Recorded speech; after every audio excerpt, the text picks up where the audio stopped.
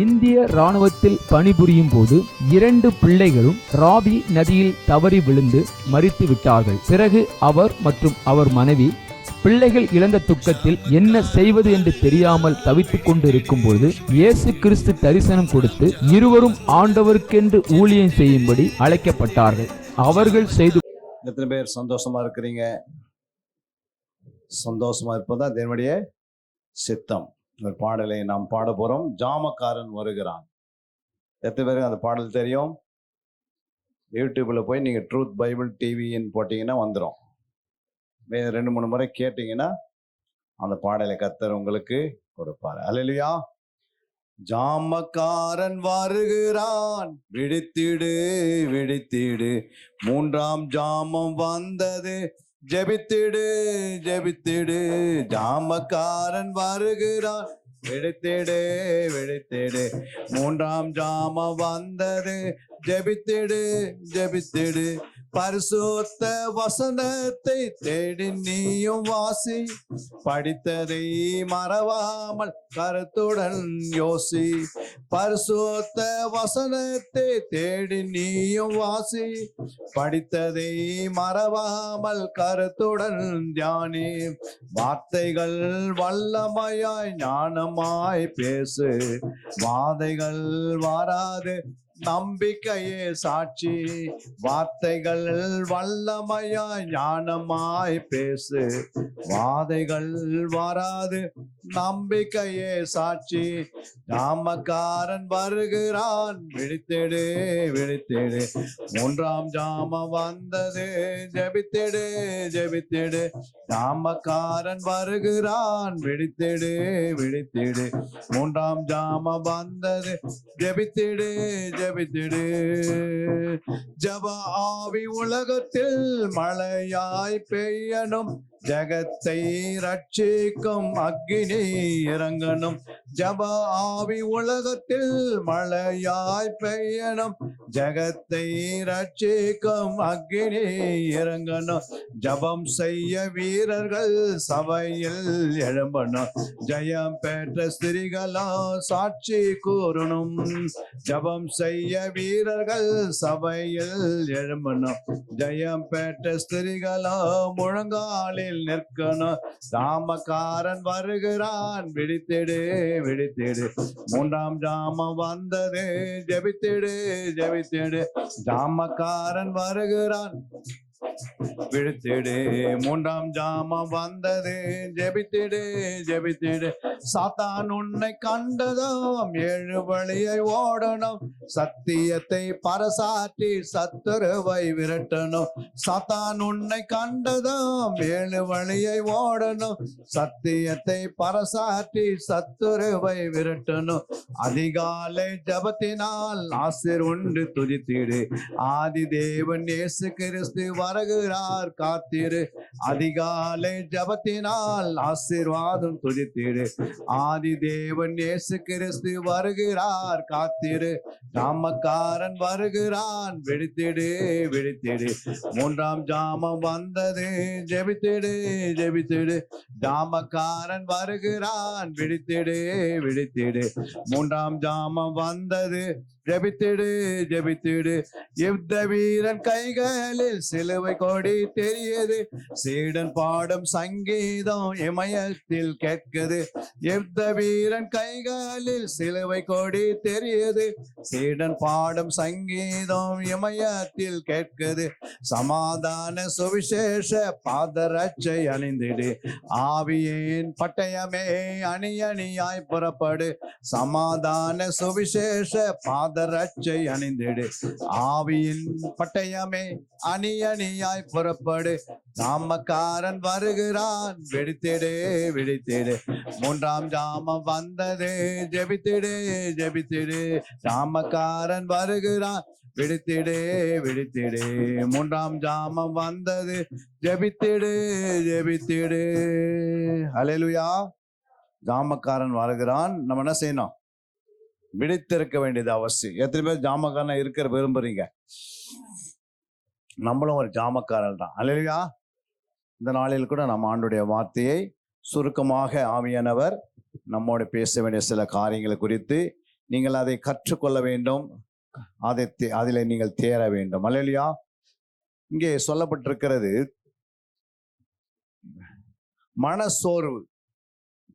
மனசோர்வு மேற்கொள்ள நாம் என்ன செய்ய வேண்டும்? மனசோர்வை நாம் மேற்கொள்ள வேண்டும். மனசோர்வு ஏற்படுவது காரணம் என்ன? ஏன் சோர்ந்து போயிடுறாங்க ஜனங்க இந்த காலகட்டத்தில் அப்படின்னு உங்களுக்கு தெரியுமா? எத்தனை பேருக்கு தெரியும் ஏன் சோர்வு வருது? அதுக்கு சில காரியங்களை நீங்க பாருங்க. 1 மத்தேயு 17:15 வாசிக்கிறோம். மத்தேயு 17ஆம் அதிகாரம் 15ஆம் வசனம் என்ன சொல்லுகிறது? ஆண்டவரே, என் மகனுக்கு இரங்கும், அவன் சந்திர ரோகமாய் கொடிய வேதனைப்படுகிறான். அல்லேலூயா. அடிக்கடி தீயிலும் அடிக்கடி ஜலத்திலும் விழுகிறான். இப்ப வியாதிகள், பலவீனங்கள் வரும்போது ஆட்டோமேட்டிக்கா வந்துடுது, சோர்வு வந்துடுது. ஏன் அப்படின்னா சாத்தானுடைய ஒரு பெரிய ஆயுதம் என்னன்னா சோர்வு. வியாதியின் மூலமாக பிள்ளைகளுக்கு வருகிற சில பலவீனங்கள்னால ஆட்டோமேட்டிக்கா நம்ம என்ன ஆயிடும்? சோர்ந்து போயிடும். அல்லேலூயா. இரண்டாவது நாம் பார்க்கும் போது புலம்பல் 4ஆம் அதிகாரம் 17ஆம் வசனம். புலம்பல் 4:17. புலம்பல் 4:17 வாசிங்க. 4:17ஆம் வசனம். இன்னும் எங்களுக்கு சகாயம் வரும் என்று நாங்கள் வீணாய் எதிர்பார்த்திருக்கிறதுனாலே எங்கள் கண்கள் பூத்து போயின. ரட்சிக்க மாட்டாத ஜாதிக்கு எதிர்பார்த்து கொண்டிருந்தோம். அல்லேலூயா. சில காரியத்தை நீங்க என்ன பண்றீங்க? எதிர்பார்த்து கொண்டே இருக்கிறோம். இது எப்போ நிறைவேற போகிறது? அந்த எதிர்பார்ப்பு அந்த நேரத்துக்கு வரலன்னா எழுது ஆட்டோமேட்டிக்கா மனசெல்லாம் சோர்ந்து போயிடுது. நடாது, இவ்வளோ ஜெபம் பண்றோமே, இவ்வளோ ஆலயத்துக்கு கரெக்டா போறோமே, பர்ஃபெக்டா தேவ சமூகத்தில் அடிக்கடிக்கு நம்ம போய் தியானிக்கிறோமே, ஆண்டவருக்கு நல்லா காணிக்க கொடுக்கிறோமே அப்படின்னு சிலவங்க என்ன பண்ணுவாங்க?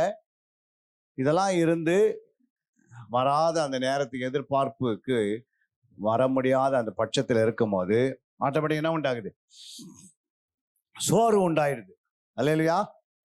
அந்த சோர்வு வந்த பிறகு ஆட்டோமேட்டிக்கா ஜபத்தை ஸ்டாப் பண்றோம் சிலவங்க. இனிமேல் ஜபம் பண்ணி என்ன பிரயோஜனம்? இனிமேல் நம்ம எதிர்பார்த்து என்ன பிரயோஜனம்? அப்படி கிடையாது. நீங்க சோர்ந்து போகாமல் எப்போது என்ன செய்யணும்? ஜபம் பண்ணிக்கினே இருக்கணும். கர்த்தர் ஏற்ற நேரங்கள் வரும்போது கொடுப்பாரு. அல்லேலூயா. மூன்றாவதாக அங்க வாசிக்கிற நியாயாதிபதிகள் 11ஆம் அதிகாரம் 35ஆம் வசனம். நியாயாதிபதிகள் 11:35.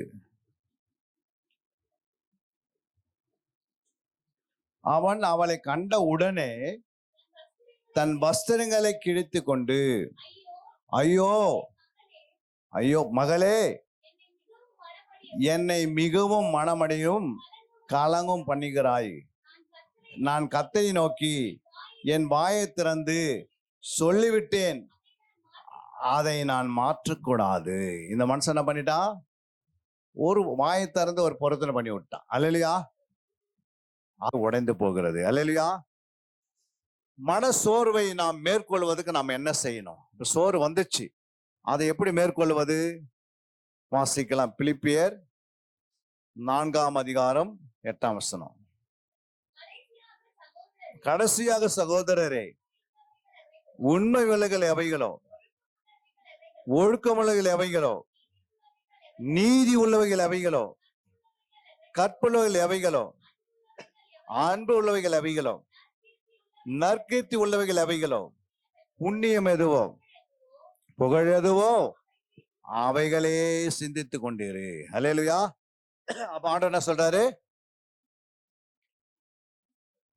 அதாவது மனசோர்வு மேற்கொள்ளணும்னா, உங்கள் சோர்வை மேற்கொள்ளணும், இதெல்லாம் என்ன பண்ண? இந்த 8 காரியங்களை சிந்திக்கணும். நல்ல நன்மையான காரியங்களை எப்போது என்ன பண்ணோம்? அடிக்கடிக்கு அதை மனசுல வச்சு நம்ம என்ன பண்ண? நினைவு கொண்டுகிட்டே இருக்கணும். நாங்க என்ன பண்ண? சிந்தித்து கொண்டே இருங்கள் அப்படின்றாரு. அப்ப எதெல்லாம் சிந்திக்கணும்? உண்மையான காரியங்கள் என்ன பண்ணோம்? சிந்திக்கணும். ஆண்டவரே, நான் உண்மையா ஜீவிக்கணும், உண்மையானது உமக்காக என்ன பண்ணோம்? உண்மையா நான் வாழணும் அப்படிலாம் நீங்க மனசுல நினைச்சீங்கன்னா தான் ஒரு சோர்வு என்ன பண்ண முடியும்? எடுத்து வெளிப்பாட முடியும். புரியுங்களா? அப்ப இரண்டாவது என்ன சொல்றாங்க? ஒழுக்கம் உள்ளவைகள் அவைகள் என்ன பண்ணோம்? ஒழுக்கமானதே நம்ம என்ன பண்ணோம்? கடைப்பிடிக்கணும். புரியுங்களா? மூன்றாவது என்ன சொன்னார் ஆண்டவர்? நீதியெல்லாம் எதெல்லாம் நீதியை தெரியும் அதெல்லாம் செய்துக்கிட்டே இருக்கணும். புரியுங்களா? அப்பனா அது உங்களுக்கு சோர்வு வரதுக்கு சான்ஸே கிடையாது. அல்லேலூயா. அந்த சோர்வை மேற்கொள்ள முடியும். இப்ப நாங்கெல்லாம் எப்படி ஓடின்னு இருக்கிற காரணம் என்னன்னா, அந்த ஜெபம், சத்தியத்தை விதைக்கணும், போய் மற்றவங்களை என்ன பண்ணணும்? ஆலயத்துல சீசனா உருவாக்கணும், ஜாமக்காரெல்லாம் உருவாக்கணும், யுத்த வீரலாம் உருவாக்கணும், நல்ல சபை வந்து ஓங்கி வளரணும், பரிசுத்தமா ஜீவிக்கணும், பல மணி நேரம் விழுந்து ஆண்டவர் சமூகத்தில் ஜெபிக்கணும். ஒரு 12 மணி நேரம், ஒரு 21 மணி நேரம், ஒரு 72 மணி நேரம், ஒரு 10 பகல் 10 இரவு, ஒரு 7 மணி நேரம், இப்படியெல்லாம் என்ன பண்ணுது? இதுவே நினைச்சு இருக்கிறதுனால இந்த சோறு என்ன பண்ண முடியல, அதால சாத்தானால அந்த சோறு தர முடியல. அல்லேலூயா. இன்னைக்கு எங்க வீட்டுல கேட்பாங்க, புரியுங்களா, ஓடினே இருக்கிறீங்களா அப்படின்னு. ஏன் ஓடுறோன்னா அதே ஒரு மகிழ்ச்சி. அல்லேலூயா. ஆண்டவருக்காக வேலை நீ செய்யும் போது எவ்வளவு வேலை செய்தாலும் அந்த சோறு வரும் போதெல்லாம் ஆண்டவர் சில வசனங்களை காட்டி நம்மள என்ன செய்வார்? பலப்படுத்தினே வருவார். அல்லேலூயா. இரண்டாவது நம்ம அங்க பார்க்கிறோம், ரோமர் 12:2. சோர்வை மேற்கொள்ள ம்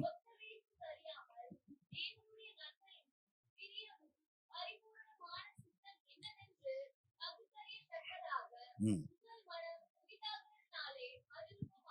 நீங்கள் இந்த பிரபஞ்சத்திற்கு ஒத்த வேஷம் தெரியாமல் தேவனுடைய நன்மையும் பிரியமும் பரிபூரமான சித்தம் இன்னதென்று பகுத்தறித்தக்கதாக உங்கள் மனம் என்ன பண்ணணும்?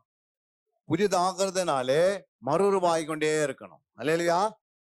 மேலானவைகளே நாடணும், பரிசுத்தத்தை தேடணும், பரிசுத்தத்துக்காக இன்னும் பரிசுத்தம், இன்னும் நீதி. அப்ப இங்க என்ன சொல்ற? மனம் புதிதாகிறதுல எப்பவுமே என்ன செய்யணும்? மனம் புதுசா வச்சுக்கணும். அது எப்படி இருக்கும்? ஒரு பாத்திரம் புதுசா இருந்தா எப்படி இருக்கும்? நீ போட்டுக்கிற ட்ரெஸ் நல்லா புதுசா இருந்தா எப்படி இருக்குது? போட்டுக்கிறதுக்கு சந்தோஷமா இருக்குது. அல்லேலூயா. அப்போ மனதை புதுசா வச்சுக்கணும்னா நீங்க அதை என்ன செய்யணும்? அங்க சொல்லப்பட்டிருக்கிறது, ஒத்த வேஷம் தரிக்கூடாது. அல்லேலூயா. இங்க ஒண்ணு அங்க ஒண்ணு அங்க ஒண்ணு அப்படிலாம் இருக்கக்கூடாது. ஒண்ணு நீதியா வாழ்ந்தா நீதியா வாழ்ந்துடணும், உண்மையா இருந்தா உண்மையா இருக்கணும், தேவனுக்கு பயந்தா தேவனுக்கு பயந்து வாழணும். அல்லேலூயா. மாயமலமான காரியங்கள், தேவையில்லாத காரியங்கள்லாம் நம்ம கிட்ட வரவே கூடாது. அல்லேலூயா. தேவன் அதை கவனிக்கிறாரு. புரியுங்களா? நம்ம எதை செய்தாலும் கர்த்தருக்கு பிரியமா இருக்கிறதா? புரியுங்களா? நீங்க மறுரூபம் ஆகிக்கொண்டே இருக்கணும்னா உங்க மனதை என்ன செய்யணும்? புதிதாக்கினே இருக்கணும். அல்லேலூயா. எதெல்லாம் போட்டா புதுசா மாறும்? வசனத்தை போட்டீங்கன்னா இருந்தா மனது எப்படி இருக்கும்? மன மகிழ்ச்சியா இருக்கும். அல்லேலூயா. எரேமியால ஒரு வசனம் இருக்குது, 15:16 வாசித்து பாருங்க. எரேமியா 15:16 மைக்கில் வாசிங்க.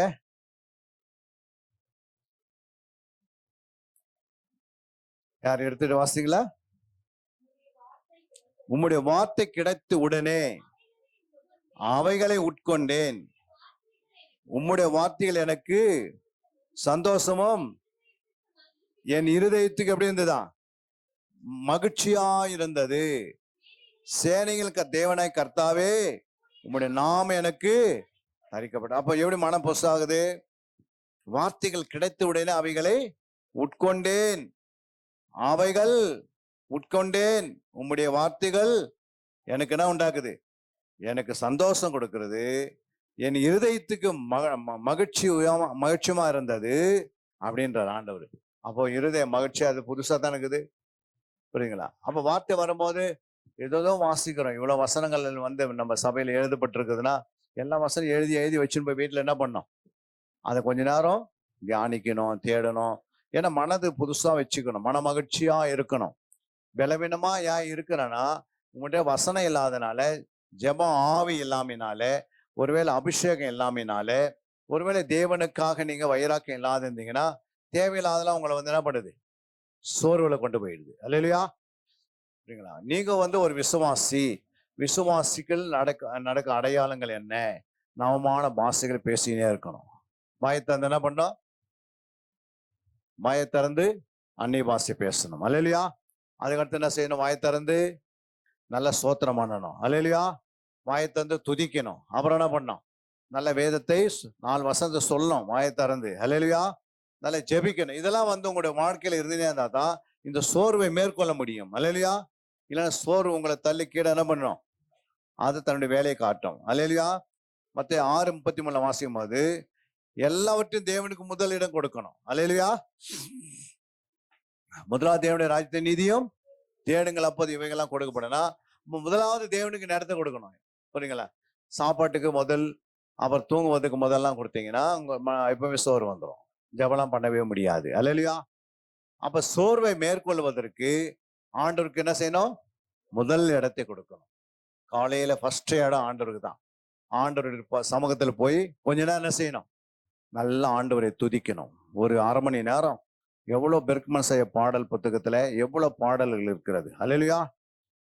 எல்லாம் ஆவியில நிரப்பப்பட்ட பாடல்கள். அந்த ஆவியில நிரம்பின பாடல்கள் எடுத்து நல்லா நீங்கள் பாடி பாடி பாடி பாடி பாடி துதித்தீங்கன்னா ஆண்டவர், நீங்க துதிக்க துதிக்க துதிக்க உங்களுக்கு விரோதமா கிரியை செய்கிற உங்க சரீரத்துல, உங்க வீட்டுக்கு விரோதமா செய்கிற காரியங்கள் எல்லாம் தானவே என்ன பண்ணும்? குடும்பத்துட்டு போயிடும். அல்லேலூயா.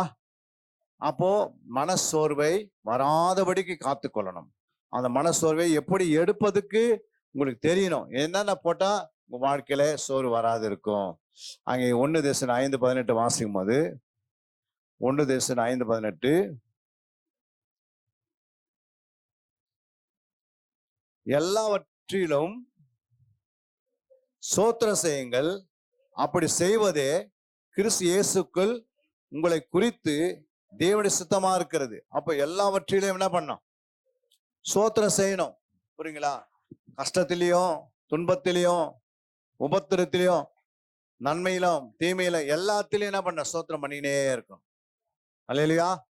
ஸ்தோத்திரம் ஆண்டவரே. சில பாருங்க, குழந்தைக்கு பலவீனமா இருப்பாங்க, ஸ்தோத்திரம் ஸ்தோத்திரம் சொல்லுவாங்க. அல்லேலூயா. அந்த பலவீனத்தை பார்த்து அழுதுங்க மாட்டாங்க. அந்த பலவீனத்தை பார்த்து கர்த்தருக்கு ஸ்தோத்திரம் ஸ்தோத்திரம் சொல்லும் போது அந்த பலவீனம் அவங்களை விட்டு என்ன பண்ணிடுது? குழந்தை விட்டு தானே போயிடுது. நம்ம அதை வச்சு நம்ம வாயை திறந்து நம்ம அறிக்கை செய்தோம்னா அதை அதிகரிச்சிடும் வியாதிகள். அல்லேலூயா. சின்ன காரியம் தான் பெருசாகிடக்கூடாது. புரியுங்களா? சின்னதுலயே இருக்கும் போது அதை கட் பண்ணி எடுத்துடணும். அல்லேலூயா.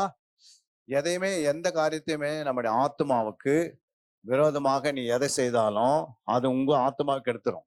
அல்லேலூயா. ஆண்டுடைய கட்டளை மீறுவது, ஆண்டுடைய வசனங்களுக்கு மீறுவது, ஆண்டுடைய கற்பனைகளை மீறுவது, இதெல்லாம் உங்களுடைய சோர்வு, பலவீனம், வியாதிகள், நோய்கள் எல்லாம் வந்துடும் சரீரத்தில் தானாவே. இதெல்லாம் வராது இருக்கணும்னா நெகட்டிவான காரியங்களை, தேவையில்லாத பலவீனமான காரியங்களை, புரியுங்களா, சோர்ந்து போகிற அளவுக்கு மனுஷன்கிட்ட போய் என்ன பண்ண? சோர்ந்து போற மனுஷன்கிட்ட போய் உட்காந்து கூடாது. ஜெபிக்காத மனுஷன்கிட்ட அதிகமா நேரத்தை என்ன பண்ணக்கூடாது? செலவு பண்ணக்கூடாது. புரியுங்களா? ஜெபிக்காத, வேதத்தை நேசிக்காத மனுஷன்கிட்ட போய் நேரத்தை செலவு பண்ணக்கூடாது.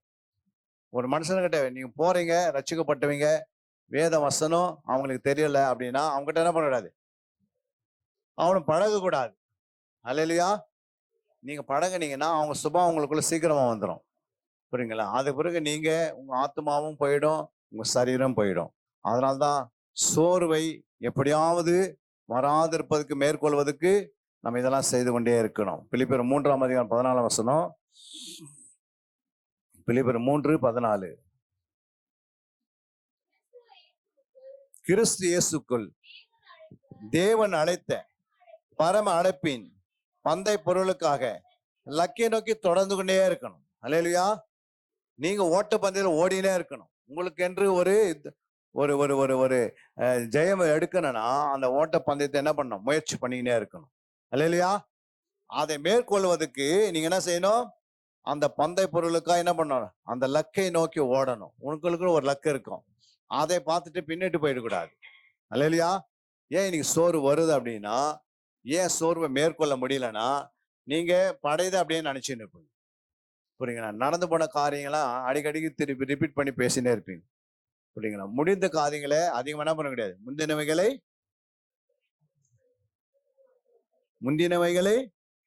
நினைக்க வேண்டாம். புரியுங்களா? பூர்வமானது சிந்திக்க வேண்டாம். புரியுங்களா? தேவையில்லாததான் உங்க மனசுல போட்டு வச்சுக்கின்னு 20 வருஷத்துக்கு முன்னாடி நடந்த காரியங்கள்லாம் எடுத்து உள்ள வச்சுக்கின்னு மனசுல அதே நினைச்சுன்னு இருப்பாங்க சிலவங்க. அது இல்லாத எப்படியோ ஒண்ணு 20 வருஷத்துக்கு வரப்போறதுக்கு காரியங்களை கொடுத்து சொல்லுவான்னா தேவையில்லாம் யோசித்து மனசுல எல்லா கவலையும் கொண்டு உள்ள வச்சிருவோம் பிசாசு. புரியுங்களா? அதனால வசனம் தெளிவா சொல்லுகிறது, முந்தினானவைகள் என்ன பண்ணக்கூடாது? நினைக்கவே கூடாது. அல்லேலூயா. பேக்கில் நீங்க வந்துட்டீங்க. புரியுங்களா? இப்ப புதுசா ஆகிக்கொண்டே பலப்பட்டுனே இருக்கிறீங்கன்னா அந்த லக்கு நோக்கி ஓடினே இருக்கணும். பரலோகம் தான் நம்முடைய லக்கு. அல்லேலூயா. பரிசுத்தம் தான் லக்கு, உண்மைதான் லக்கு, கீழ்ப்படிதல் லக்கு. அதுல நான் எங்க குறை இருக்கிறேன், எங்கெல்லாம் நீ குறையா இருக்கிற, நீங்க தான் அதை கரெக்ட் பண்ண முடியும். புரியுங்களா? கர்த்தர் எல்லாத்தையும் எழுதி நம்ம கையில கொடுத்துட்டாரு. நீங்க ஜெபம் பண்ணும்போது கர்த்தர் அதை என்ன பண்ணாரு, உனக்கு அதை நிறைவேற்றுவார். அல்லேலூயா. அதுக்கு அடுத்து நீங்க வாசிக்கலாம். அங்கே சொல்லப்பட்டிருக்கிறது ரோமர் 8:28. இன்றையும் அவருடைய தீர்மானத்தின்படி அடைக்கப்பட்டவர்களாய் தேவனிடத்தில் அன்பு கூறுவர்களுக்கு சகலமும் நன்மைக்கு ஏதுவாக நடக்கிறது என்று அறிந்திருக்கிறோம். அல்லேலூயா.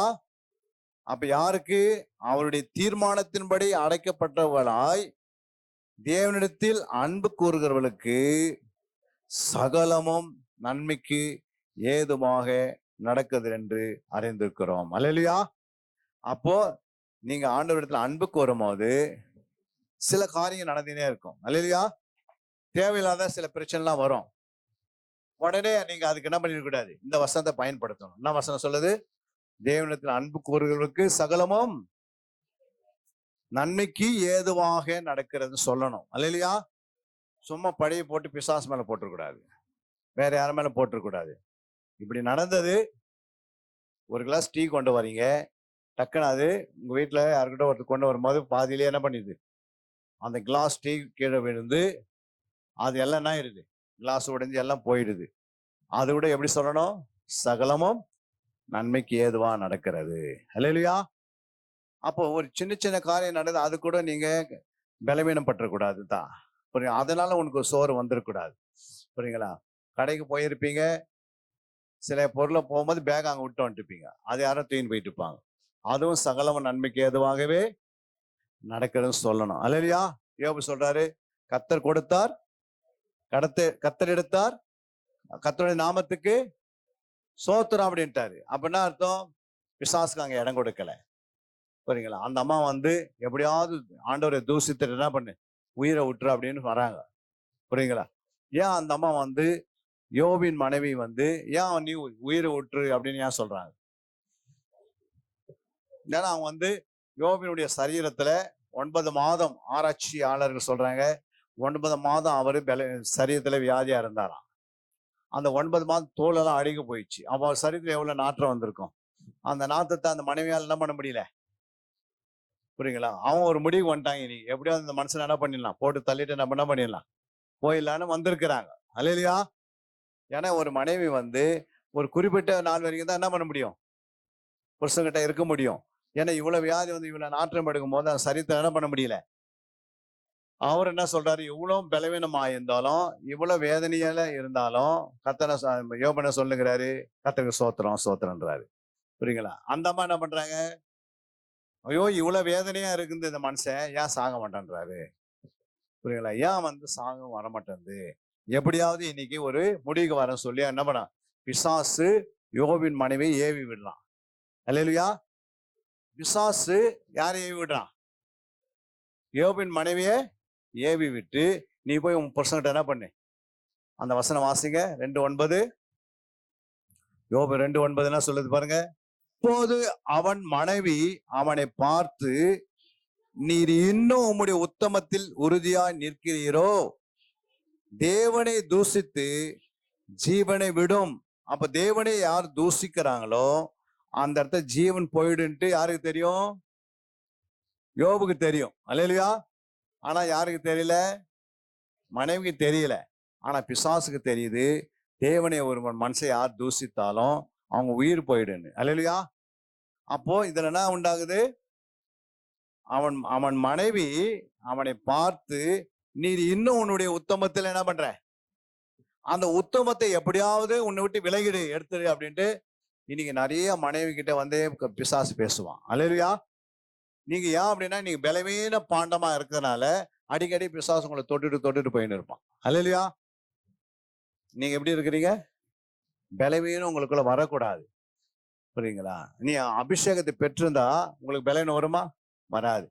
புரியுங்களா? ஆனா நீங்க அடிக்கடி என்ன பண்றோம், இது சொல்லாதே அப்படின்னா அந்த வார்த்தை முதல்ல சொல்லிடுவாங்க. எது செய்யாதுன்னாங்கன்னா அது முதல் செய்து பார்த்துருவாங்க. அல்லேலூயா. அப்ப இதெல்லாம் ஒரு பலவீனம். புரியுங்களா? நீ எடுத்து பாருங்க, 66 புத்தகத்துல 2 புத்தகம் தான் பெண்கள் பேர் வந்திருக்கிறது. எத்தனை பேரு? எத்தனை புத்தகமா? 2. என்னது? ஒன்னு எஸ்தரு, ஒன்னு ரூத்து.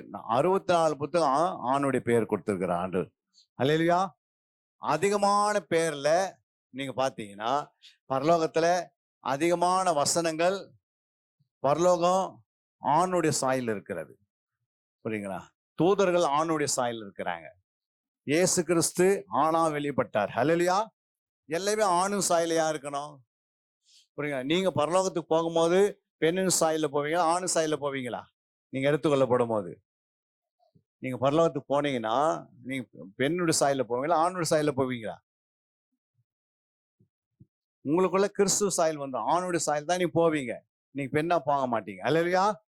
பரலோகத்துல பெண்ணும் கிடையாது, ஆணும் கிடையாது. அல்லேலூயா. ஆனா அங்க அன்னகரை போல இருப்பாங்க. எப்படி இருப்பாங்க? அன்னகரைகளை போல, தேவ தூதர்களை போல இருப்பாங்க. அப்ப இதெல்லாம் ஏன் சொல்ல வரேன்னா, பிசாசு புரியுங்களா, நம்மளுக்கு சோதனையை கொண்டு வருவான், சோர்வை கொண்டு வருவான், நீ ஜெபிக்க முடியாதபடி தடுப்பான், ஆலயத்துக்கு போகாதபடி தடுப்பான், நீ இரவு ஜெபத்துக்கு போகாத தடுப்பான், கொஞ்சம் சாப்பிட்டு படுத்து தூங்கணுவான். அல்லேலூயா. ஆனா இதெல்லாம் தெரிஞ்சுதான் ஆண்டவர் என்ன சொல்றாரு, சகலமும் நன்மைக்கு ஏதுவாக நடக்குது சொல்லணும். அல்லேலூயா. எது நடந்தாலும் பிசாசுக்கு இடம் கொடாது இருக்கணும். அடுத்ததாக இந்த வேதத்துல மனசோர்வு பற்றி எங்கெல்லாம் வருது? வேதத்துல மனசோர்வு லூக்கா 21:26 நீங்க வாசித்தீங்கன்னா, லூக்கா 21:26.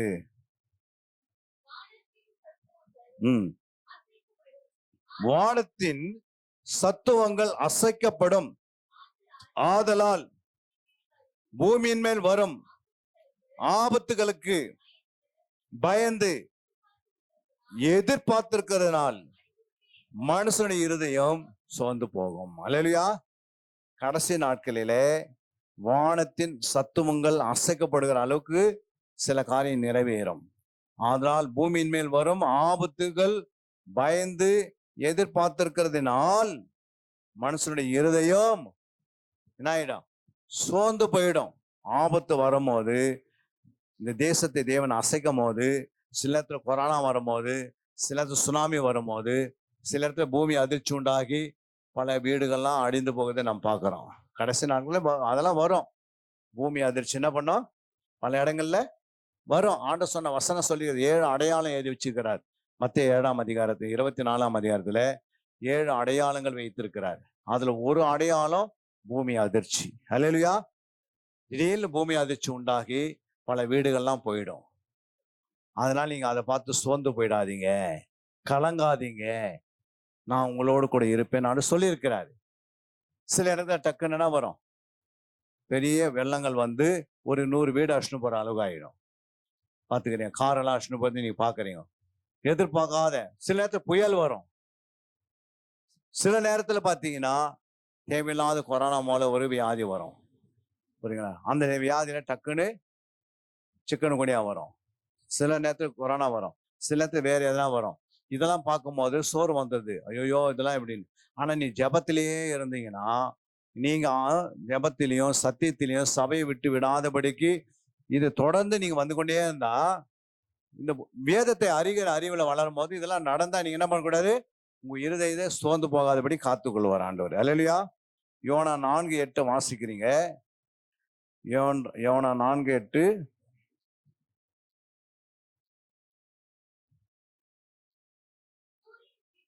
சூரியன் உதித்த போது தேவன் உஷ்ணமான கீழ்காற்றை கட்டளையிட்டார். அப்பொழுது வெயில் யோனாவுடைய தலையில் படுகிறதினால் அவன் சோர்ந்து போய் தனக்குள்ளே சாவை விரும்பி, நான் உயிரோடு இருக்கிறதை பார்க்கிலும் சாகிறது நலமாயிருக்கும் என்றான். அப்போ யோனா மேல அந்த சூரியனுடைய உஷ்ணம் பட்டதினாலே, இன்னைக்கு சூரியத்தினுடைய உஷ்ணம் எவ்வளவு வருது, சில இடத்துல நான் இருக்கிறதா சாகிறதா விட நினைக்கிறாங்க ஜனங்க. அல்லேலூயா.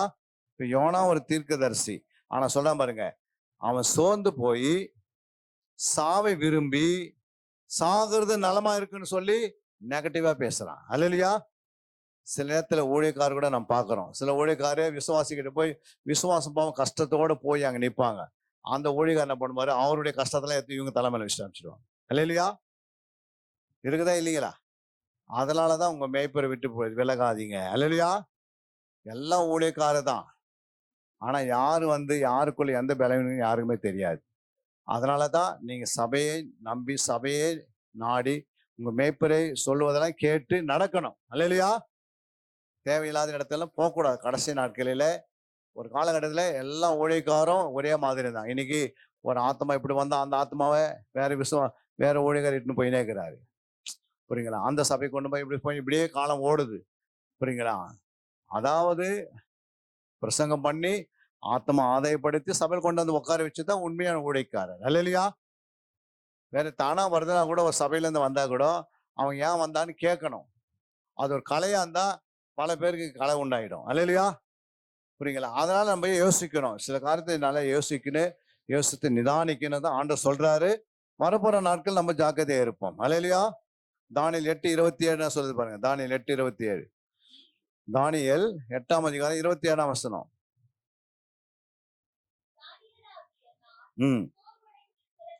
பாருங்க, தானியாலியாக நான் சோர்வடைந்து சில நாள் வியாதிப்பட்டிருந்தேன். பின்பு நான் எழுந்திருந்து ராஜான் வேலை செய்து அந்த தரிசனத்திலே திகைத்து கொண்டிருந்தேன். ஒருவரும் அதை அறியவில்லை. தானியேலாகிய நான் சோர்வடைந்து சில நாள் வியாதியா இருந்தாராம். அல்லேலூயா. சோறு வருதுன்னா கூடவே வியாதி வரும். சோறு வருதுன்னா என்ன வரும்? கூடவே வியாதி வரும். அதனால்தான் சோர்ந்து போனது வார்த்தை சொல்லவே கூடாது. 18ஆம் அதிகாரத்துல நான் வாசிக்கிறேன். லூக்கா 18:21 என்ன சொல்றாரு ஆண்டவரு? 18:21 18:1 இல்ல 18:1. சோர்ந்து போகாமல் எப்போது என்ன பண்ணுங்க? ஜெபம் பண்ண வேண்டும். ஏன் அப்படின்னா சோர்ந்து போகாமல் எப்போதும் ஜெபம் பண்ண வேண்டும் என்பதை குறித்து அவர்களுக்கு என்ன பண்ணாரு? ஒரு ஊமையை சொன்னார். அல்லேலூயா. அதே கொலோசியர் 4:2 சொல்கிறது, இடைவிடாமல் ஜெபம் பண்ணுங்க. புரியுங்களா? இன்னைக்கு காலையில ஜெபிக்காத இங்க வரக்கூடாது. மத்தியானத்தை ஜெபிக்கணும், இரவுல ஜெபிக்கணும். அந்தி சந்தி மத்திய நேரத்தில் என்ன பண்ணணும்? நம்முடைய ஜெப நேரத்தை ஜெபிச்சுக்கினே இருக்கணும். ஏன்னா நீ என்னைக்கு உன் மேல அபிஷேகம் கொடுத்தாரோ அந்த அபிஷேகத்துக்கு என்ன கொடுக்கணும்? நீங்க அந்த அபிஷேகத்துக்காக உங்க தேவ சமூகத்துல உட்காந்து ஜெபிக்கணும். அபிஷேகத்தை இழந்து போறதுக்கு என்ன காரணம்னா, நீங்க ஜெபிக்கலாம், அபிஷேகம் தானே குறைஞ்சிடும். அல்லேலூயா. ஒரு செல்லை நீங்க பயன்படுத்தல அப்படின்னா அந்த பேட்டரி தானே என்ன பண்ணும்? டெமி ஆயிடுது. இல்ல கொஞ்சம் கொஞ்சமா சார்ஜ் டவுன் ஆயிடுது. ஆனா நீங்க ஜெபம் பண்ணினே இருந்தீங்கன்னா உங்க மேல அபிஷேகத்தை ஆண்டு ஊற்றினே இருப்பாரு. நீங்க துதித்தீங்கன்னா இருந்தா துதியின் அபிஷேகம் இறங்கினே இருக்கும். நீங்க தியானம் பண்ணா தியானம் பண்ற அபிஷேகம் இறங்கினே இருக்கும். அல்லேலூயா. இப்படி ஆண்டவர் ஆவியானவர் உன் மேல ஊற்றினே இருப்பாரு. புரியுங்களா? வசந்தை கேட்கும் போது ஊற்றுவாரு, ஜெபிக்கும் போது ஊற்றுவாரு, துதிக்கும் போது ஊற்றுவாரு, நற்கிரிகளை செய்யும் போது ஊற்றுவாரு. ஆவியானுடைய அபிஷேகம் நிரப்பினே இருந்ததுனா தான் நீங்க எழுப்பி ஓட முடியும். சார்ஜ் பண்ணாம இருந்தீங்கன்னா உங்களால சோர்ந்து போயிடுவீங்க. இந்த மாசம் எப்படி ஜபத்தை வந்த மாதிரி அடுத்த மாசம் ஜபம் வரும்போது இந்த கூட்டம் இருக்காது, வேற கூட்டம் உட்காந்துருக்கும். இல்லையா? அப்படி இல்லை. நீங்க தொடர்ந்து ஜபத்தை என்ன பண்ணக்கூடாது? விடவே கூடாது. அப்படியே போயினே இருக்கணும். அப்போ தெய்வ ஆவியன் உன் மேல ஊற்றினே இருப்பாரு. சோர்ந்து போகாமல் இடைவிடாமல் ஜெபம் பண்ணி கொண்டே இருக்கணும். ரோமர் 12:12 சொல்ற, நம்பிக்கையில சந்தோஷமா இருங்கள், உபத்திரவத்திலே பொறுமையா இருங்கள், ஜெபத்துல எப்படி இருக்கணும்? உறுதியா தரித்திருங்கள். அல்லேலூயா. அப்ப ஜெபத்துல எப்படி இருக்கணும்? உறுதியா இருக்கணும். புரியுங்களா? ஒரு நாள் ஜெபம் பண்ணுவாங்க பாருங்க. புது வருஷம் வரும்போது வாக்குத்தத்தம் சொல்லுவாங்க. அதாவது என்ன சொல்லுவாங்கன்னா, பொருத்தனை பண்ணுவாங்க. நான் இனிமேல் டெய்லி 3 மணி நேரம் என்ன பண்ணுவேன்? காலையில மத்தியானம் ஜெபம் பண்ணுவேன். 3 நாள் ஜெபம் பண்ணுவாங்க. அது பிறகு ஆளு பார்த்தா என்ன பண்ண மாட்டாங்க? 3 நாள் தான் ஜெபம் பண்ணுவாங்க. அது பிறகு பைபிள் போய் சொல்லுவாங்க, டெய்லி ஒரு அதிகாரம் வாசிக்கிறேன்னுவாங்க. அந்த அதிகாரம் பார்த்தீங்கன்னா ஒரு 3 நாள் வாசித்துட்டு அதோட முட்டுருவாங்க. புரியுங்களா? ஜெபம் பண்றேன்னுவாங்க. காலையில் 5 மணிக்கு எழுந்து பார்த்தீங்கன்னா 8 மணி வரைக்கும் தூங்கி நிற்பாங்க. அல்லேலூயா. தூங்கக்கூடாதுன்னு ஆண்டவர் சொல்லலை. ஆனா ஜபத்துக்குன்னு நீ ஒரு நேரத்தை ஒதுக்கணும் ஆண்டவருக்கு. அந்த நேரத்தை நீ ஜெபிச்சிடணும். அல்லேலூயா. தூங்கக்கூடாதுன்னு நான் சொன்னாரா? தூங்கக்கூடாதுன்னு சொன்னாரா? தூங்குறதுக்கு தான் இரவு. ஆனா இரவுலே ஆண்டவர் நான் சொன்ன விடுத்திருந்து ஜெபம் பண்ணுன்றாரு. ஏன் சொன்னாரு? இந்த ஆவிகள் எல்லாம் இறங்குற நேரம். புரியுங்களா? நீங்க தூங்கின்னு இருந்தீங்கன்னா இந்த செய்வன ஆவி, மாந்திரத்தின் ஆவி, அந்தந்த பகுதிகிற ஆவி வந்து அந்த விசுவாசிகளை ஒரே அமுக்கு அமைக்கிறது. அதுக்கு பிறகு அவங்க என்ன பண்ண, எழும்பி காலைல பார்த்தீங்கன்னா ஆலயத்துக்கு போக முடியல, உபவாசத்துக்கு போக முடியல, எங்க போக முடியாது போயிடுது. புரியுங்களா? எல்லா ஆவிகளும் நடு ராத்திரில தான் இறங்கி வரும். அல்லேலூயா. நீங்க வாசித்து கூட பாருங்க, அங்க யாத்திராகம் 11ஆம் அதிகாரம் 3ஆம் வசனத்துல வாசிக்கிறோம். யாத்திராகம் 11:3. ம் ம்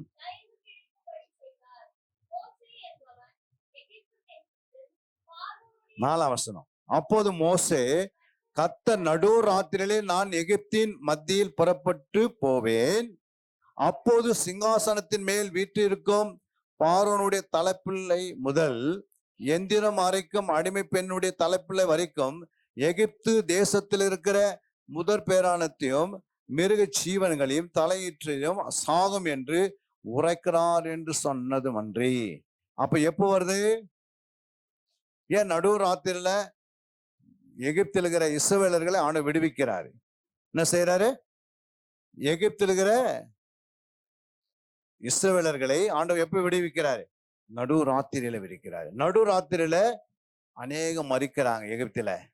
அதே யாத்திராகம் 12:29 வாசிக்கும் போது, நடு ராத்திரியில சிங்காசனத்தின் மேல் வீற்றிருக்கும் பார்வோனுடைய தலைப்பிள்ளை முதல் காவல் கிடங்கில் இருக்கும் சிறைப்பட்டவனின் தலைப்பிள்ளை வரைக்கும் எகிப்து தேசத்தில் இருந்த முதற் பேரானத்தையும் மிருக ஜீவன்களின் தலையிட்டு அனைத்தும் கர்த்தர் அடித்தார். அல்லேலூயா. எப்ப அடிக்கிறாரு? நடு ராத்திரியில. யோபு 34:20 சொல்லுகிறது, இப்படிப்பட்டவர்கள் சடுதியில் சாவார்கள், ஜனங்கள் பாதி ஜாமத்தில் கலங்கி ஒடிந்து போவார்கள், காணாத கையினால் பலவந்தர் அடைந்து போவார்கள். அல்லேலூயா. பாதி ராத்திரின்னு சொல்றாரு. என்ன சொல்றாரு? பாதி ஜாமம். பாதி ஜாமம் என்ன? ஒரு இரவுக்கு பாதி 12 மணி பாதி, 12 கீழே பாதி. புரியுதுங்களா? மொத்தம் 4 ஜாமம் இருக்கும். அந்த 4 ஜாமல பாதி ஜாமத்துல இப்படி அழிவு பார்க்க முடிகிறது. புரியுங்களா? சத்துரு வந்து களை விதைக்கிற நேரம் அந்த நடு ஜாமன்னு உங்களுக்கு தெரிஞ்சிருக்கணும். எத்தனை பேருக்கு தெரியுது? இந்த வசனத்தை வாசிக்கும் போது உங்களுக்கு தெரிஞ்சிருக்கணும். அதே நீங்க வாசிக்கலாம். மத்தேயு 25:6 வாசித்து பாருங்க. நடு ராத்திரியிலே இதோ மணவாளன் வருகிறார், அவருக்கு எதிர்கொண்டு போக புறப்படுங்கள் என்கிற சத்தம் உண்டாயிற்று. புத்தி உள்ள கன்னிகை, புத்தி இல்லாத கன்னிகை எங்க இருந்தாங்க? சபையில தான் உட்கார்ந்து இருந்தாங்க.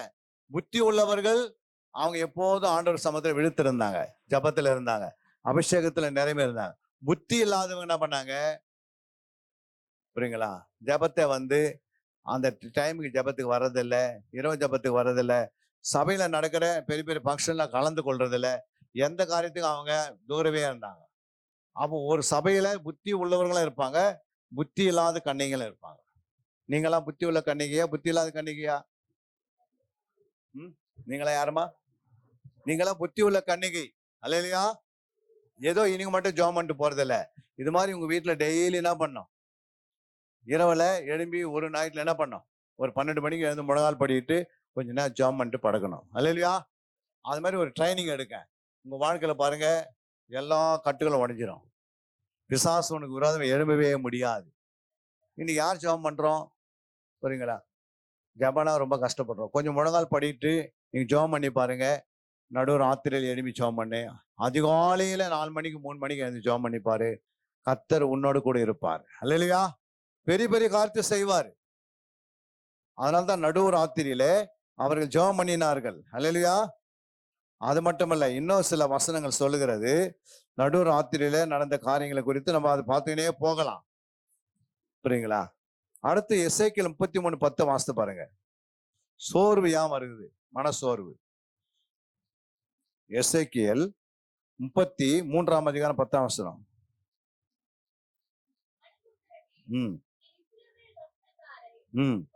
நோக்கி எங்கள் துரோகங்களும் எங்கள் பாவங்களும் எங்கள் மேல் இருக்கிறது, நாங்கள் சோர்ந்து போகிறோம், நாங்கள் பிழைப்பது எப்படி என்று நீங்கள் சொல்லுகிறீர்கள். மனபுத்திரனே, நீ இஸ்ரவேல் வம்சத்தாரை நோக்கி எங்கள் துரோகங்களும் எங்கள் பாவங்களும் எங்கள் மேல் இருக்கிறது, நாங்கள் சோர்ந்து போகிறோம். அப்ப என்ன பண்ண, துரோகம் பண்ணுங்க, பாவம் செய்கிறவங்க மேல எப்ப சோறு வந்துனே இருக்கும். அல்லேலூயா. ஆமோஸ் 8:13 வாசித்தீங்கன்னா அங்க ஆவியானவர் சொல்றாரு. ஆமோஸ் 8:13.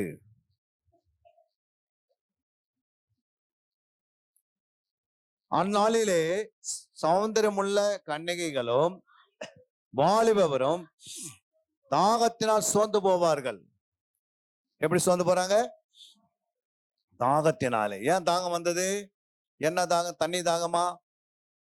சொல்லுங்க. 11ஆம் வசனம் சொல்ல, இதோ நான் தேசத்தின் மேல் பஞ்சத்தை அனுப்பும் நாட்கள் வரும்.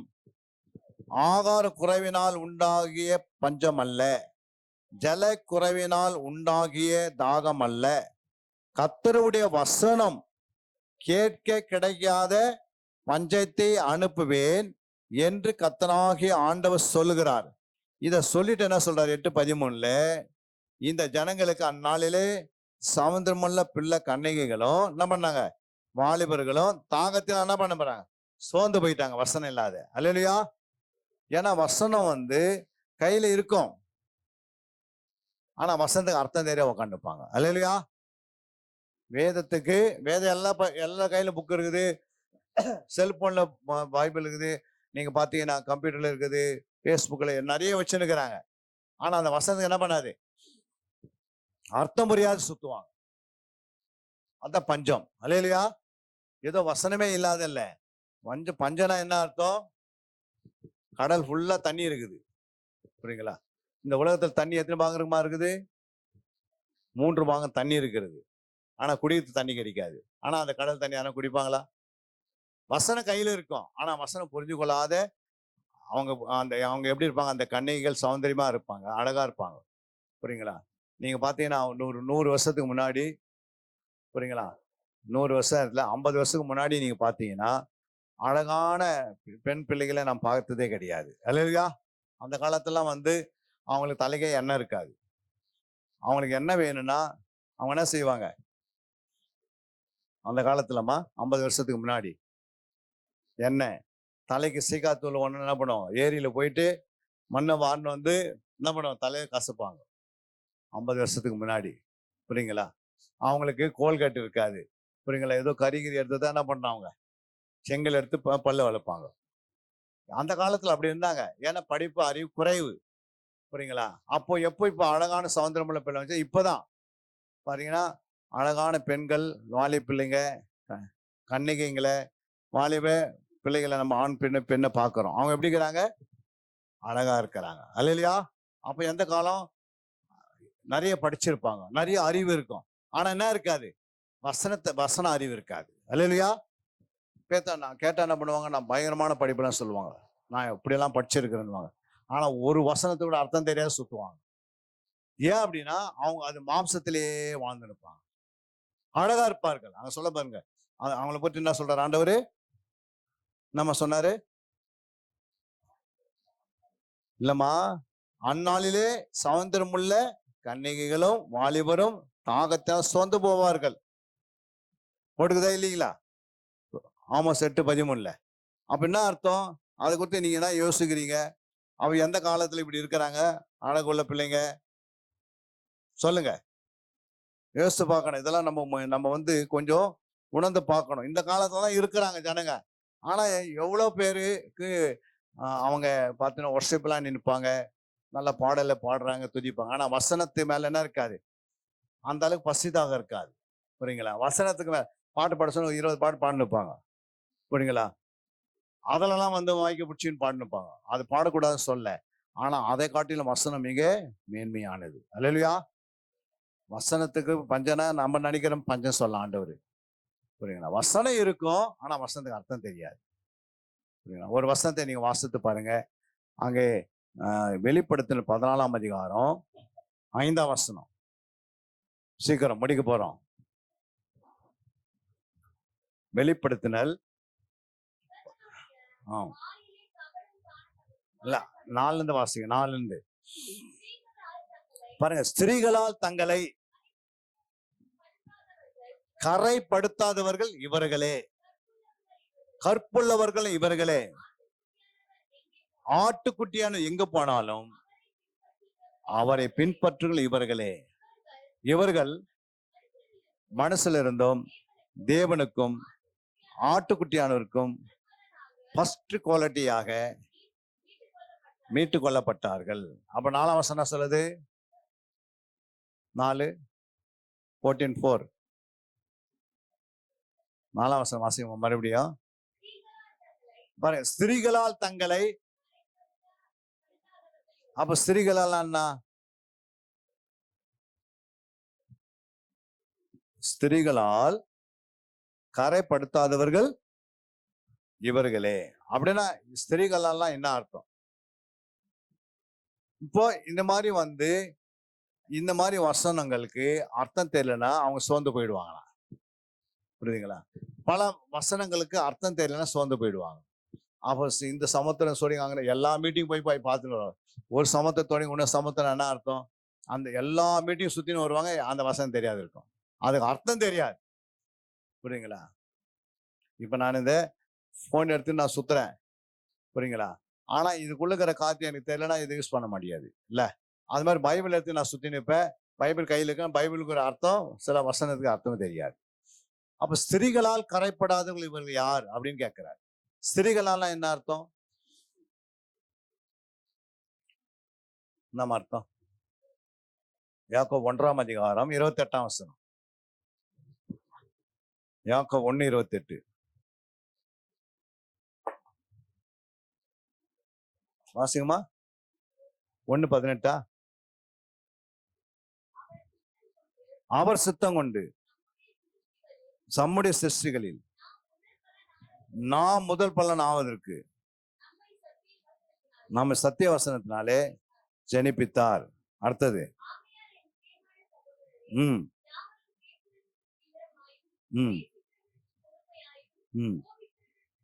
27 வாசிங்க. திக்கற்ற பிள்ளைகளும் விதவைகளும் படுகிற உபத்திரவத்திலே அவர்களை விசாரிக்கிறதும். பாருங்க, இங்கதான் சொல்றாரு, அங்க ஸ்திரீகளால் கரைப்படாதபடிக்கு, இங்க உலகத்தால் கரைப்படாதபடிக்கு தன்னை காத்து கொள்ளுகிறதுமே பிதாவாக தேவனுக்கு, அங்கேயும் பிதா வர்றாரு, பிதாவாக தேவனுக்கு முன்பாக மாசு இல்லாத சுத்தமான பக்தியா இருக்கிறது. அப்போ ஸ்திரீகளால் என்ன அர்த்தம்? ஸ்திரீனா என்ன அர்த்தம்? உலகத்தால் கரைப்படாதபடிக்கு என்ன பண்ணிருக்கிறாரு அங்க? ஸ்திரீகளால் கரைப்படாது. 14:4 வாசம், ஸ்திரீகளால் கரைப்படாது. இங்க என்ன சொல்றாரு? உலகத்தால் கரைப்படும். அப்ப உலகனா என்ன? உலகனா என்ன? உலகம்னா என்னன்னு கேட்கிறேன், நீங்க தான் சொல்லுங்க. உலகம் என்றால் என்ன? பாருங்க, உலகத்தால், அந்த 27ஆம் வசனம் பாருங்க, அங்க என்ன படுகிறது? உலகத்தால் கரைப்படாதபடிக்கு. அப்ப உலகம்னா என்னன்னு கேட்கிறேன், யாராவது ஒருவர் சொல்லுங்க பார்க்கலாம். உலகனா என்ன? வாசிங்க, உலகனா என்னன்னு சொல்றா பாருங்க. 1 யோவான் 2:15.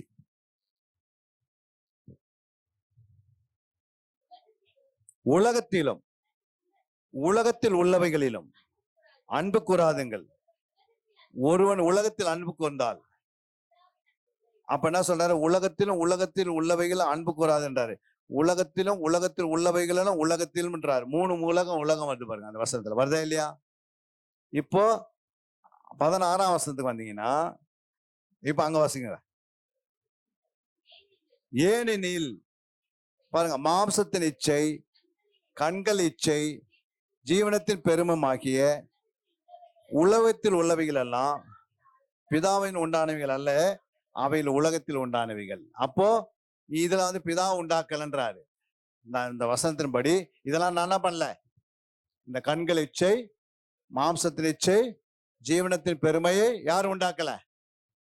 கடவுள் உண்டாக்கல. இது உலகத்துல பிசாசு உண்டாக்கிட்டான். அது என்னது? உலகம் என்றால் என்னது? கண்கள் இச்சை. இந்த கண்கள் இச்சை உங்களுக்குள்ள இருக்குதுன்னா நீங்க கரையில இருக்கீங்கன்னு அர்த்தம். புரியுங்களா? அதாவது உலகத்தால் கரைப்படாது. அப்ப கண்கள் இச்சையில கரைப்படக்கூடாது, மாம்சத்தின் இச்சையில கரைப்படக்கூடாது, ஜீவனத்தின் பேரில என்ன பண்ணக்கூடாது? கரைப்படக்கூடாது. இது 3த்துலயும் நீங்க கரைப்படாது இருந்தீங்கன்னா நீங்க ஸ்திரீகளால் கரைப்படாதவர்கள் இவர்களே என்று 1,44,000 குறித்து அங்க பேசுறாரு. பரலோகத்துல ஒரு கூட்டம் எத்தனை பேரு சொல்லுங்க, வாசிங்க. 14:3 வசனம். வெளிப்படுத்து 14:3 என்ன சொல்லுது பாருங்க. பாருங்க, அவர்கள் சிங்காசனத்துக்கு முன்பாக, 4 ஜீவனுக்கு முன்பாக, மூப்பர்கள் முன்பாக புது பாட்டை பாடினார்கள். அந்த பாட்டு பூமியிலிருந்து மீட்டுக் கொள்ளப்பட்ட 1,44,000 பேர் இருக்கிறான்னு சொல்றாரு. எத்தனை பேரு? அவங்க புது பாட்டை பாடினார்களாம். இப்ப 1,44,000 நம்ம போகணும்னா இந்த 3ல நீங்க என்ன பண்ணிருக்கணும்? கண்கள் இச்சையில சிக்கக்கூடாது. புரியுங்களா? அப்ப கண்ணு வந்து ரொம்ப முக்கியமானது. புரியுங்களா? நம்முடைய சரீரத்துல, பாடியில, நம்முடைய ஆத்மால, ஆவியில 6 கண்கள் இருக்கிறது. எத்தனை கண்கள்? இந்த 6 கண்ணு வந்து ஒண்ணு சரீரத்துல 2 கண்ணு இருக்கிறது, ஆத்மால 2 கண்ணு இருக்கிறது, உங்க ஆவியில 2 கண்ணு இருக்கிறது. இந்த 6 கண்ணையும் என்ன பண்ணிக்கணும்? பத்திரமாய் பார்த்துக்கணும். அல்லேலூயா. அதான் யோபு சொல்றாரு 31:1. யோபு 31:1.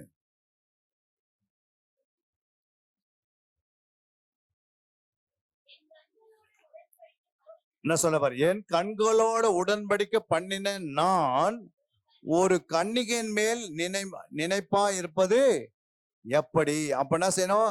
நீ எப்பவுமே உன் கண்ணு வந்து ஆண்டவரோட என்ன செய்துக்கணும்?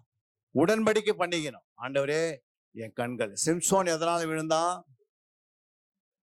சிம்சோன் எதெல்லாமா விழுந்தான்? கண்ணில் தான் விழுந்தான். அவன் கண்ணு அந்த அந்த அந்த அந்த அந்த வேசியை பார்த்து பார்த்து பார்த்து புரியுங்களா? கண்ணுனா ஆயிடுச்சு. கடைசியில 2 கண்ணே போயிடுச்சு. போச்சா இல்லைங்களா? அப்போ யார் எதுனாலன்னா அவங்களுக்கு முடிவு அதுதான்.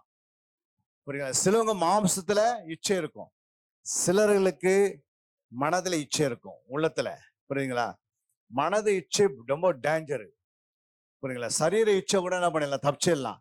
ஆனா மனசுல இச்சை நீங்க வரக்கூடாதுபடிக்கு நீ நல்லா ஆண்டோடைய வசனத்தை இருதயத்துல போட்டு நிரப்பணும். ஜெபம் ஆவி நிரம்பினே இருக்கணும். இந்த உள்ளான மனிதன் தான் இந்த மனக்கண்கள் எப்படி இருக்கணும்? பிரகாசமா இருக்கணும் என்று எபேசியர் 1:19 வாசிக்கிறோம். பாருங்க, எபேசியர் 1:19.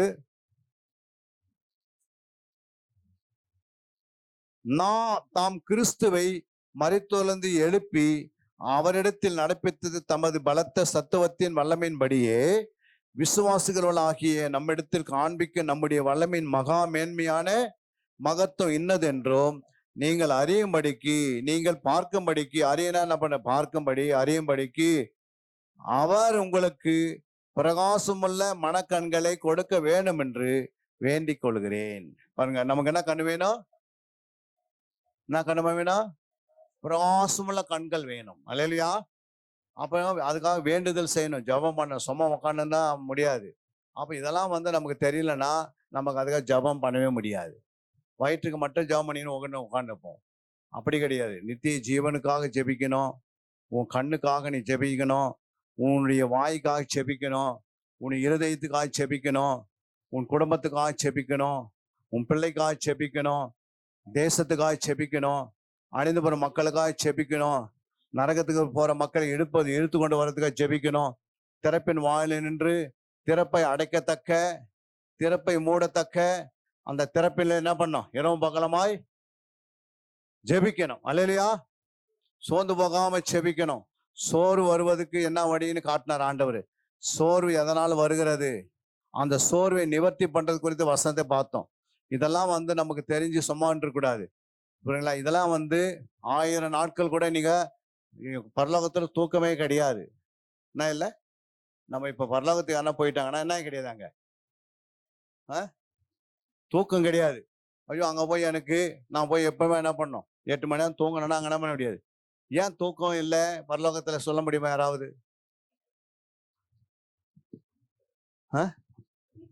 துதித்து கொண்டே இருப்பாங்க, அதனால தூக்கம் இல்லை. வேற நீங்க என்ன சொல்றீங்க? ஏதாவது சொல்லுங்க. அங்க கண்ணீர் இல்லை, கவலை இல்லை. வேற ஏன் பரலோகத்தை தூக்கம் வர்றதில்லை? ஜபம், அங்க போய் ஜபம் பண்ணோம். ஓகே, அங்க ஜபிக்கணும்னு அவன் சொல்லியிருக்கிறான். வேற பரலோகத்துல ஏன் தூக்கம் இல்லைன்னா அங்க இந்த மாம்சம் இல்லை. என்ன இல்லை? அதனாலதான் இந்த மாம்சம் ஒண்ணு மண்ணு சாப்பிடணும். அதனாலதான் இந்த மாம்சம் 3 கிலோல நம்ம பிறந்து வெளியே வந்தோம் தாயின் வயிற்றுல. எத்தனை கிலோல? 3 கிலோ பிறக்கும் போது இன்னைக்கு உங்களுக்கு ஒருத்தருக்கு சிலவங்க 90 கிலோ இருக்கு, சிலவங்க 60 கிலோ இருக்கு, சிலவங்க 70 கிலோ இருக்கு, சிலவங்க 80 கிலோ இருக்கு, சிலவங்க 40 கிலோ இருக்கு, எல்லாம் இருக்கு. ஆனா எல்லாமே மண்ணு தான் என்ன பண்ண போகுது ஒரு நாள்? மண்ணு. மண்ணில் விளையதெல்லாம் நம்ம சாப்பிட்டுக்கிறோம். ஒரு நாள் மண்ணு என்ன பண்ண போகுது? சாப்பிட்ட போது இது உங்களுக்கு தெரியணும். புரியுங்களா? இது உனக்கு தெரிஞ்சிருக்கணும். ஃபர்ஸ்ட் இந்த சரீரம் ஒரு நாள் மண்ணு சாப்பிட போகுது. ஆனா இந்த ஆத்மாவை மண் என்ன பண்ணாது? சாப்பிடாது. புரியுங்களா? ஆத்மா 2 இடத்துக்கு போகணும். எங்க? ஒண்ணு நரகத்துக்கு போனோம், இல்ல ஒண்ணு மோட்சத்துக்கு போனோம், பரலோகத்துக்கு போனோம். அப்போ இந்த சரீரம் தான் என்ன பண்ணுனா, நரகத்துக்கு போனோமா பரலோகத்துக்கு போனோன்னு இந்த சரீரம் தான் அதை என்ன பண்ணும்? நியாயம் தீர்க்கும். அல்லேலூயா. உன் சரீரத்தை நீ அதிக நேரத்தை புரியுங்களா ஆத்மாவுக்கு கொடுக்காம உன் சரீரத்தை அதிகமாக உலகத்துக்கு ஆகாரத்துக்கும் தூக்கத்துக்கும் நேரம் நிறைய கொடுத்தீங்கன்னா இந்த ஆத்மா ஆட்டோமேட்டிக்கா என்ன ஆயிடும்? பலவீனம் ஆயிடும். புரியுங்களா? அதனால்தான் என்ன பண்ணோம், நீங்க ஆவியிலேயே அதிகமா என்ன பண்ணணும்? அனலா இருக்கணும். உன் ஆவியிலே எப்போதும் ஜெபம் இருக்கணும். புரியுங்களா? ஆவியிலே எப்போதும் சோர்ந்து போகாத ஜெபம் பண்ணினே இருந்தீங்கன்னா இந்த ஆத்மா பலம் அடைஞ்சினே இருக்கும். அப்ப இந்த சரீரத்தினுடைய கிரிகள் தானே அடியும். புரியுங்களா? இல்லைன்னா இந்த சரீரம் என்ன செய்யும்?